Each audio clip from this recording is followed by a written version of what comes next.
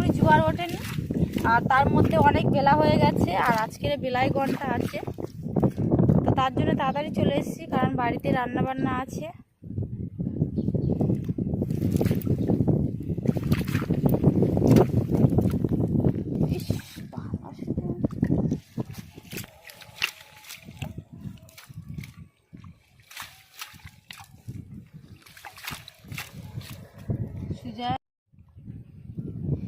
এই যে প্রথম ছানায় এই চিংড়ি মাছগুলো হয়েছে, তো সবে কয়েকটা হয়েছে, সেরকমই বেশি কিছু হয়নি। দেখা যাক, এখনো তো অনেক বাকি আছে জালটা না, শেষ পর্যন্ত কত মাছ চিংড়ি হয় দেখি। কি আমি সেই কাঁকড়াটা ধরে দিলাম, এর মধ্যে একটা কাঁকড়া আছে। বাবা কাঁকড়াটা এর ভিতরে একটা কাঁকড়া আছে, সে পালাচ্ছে।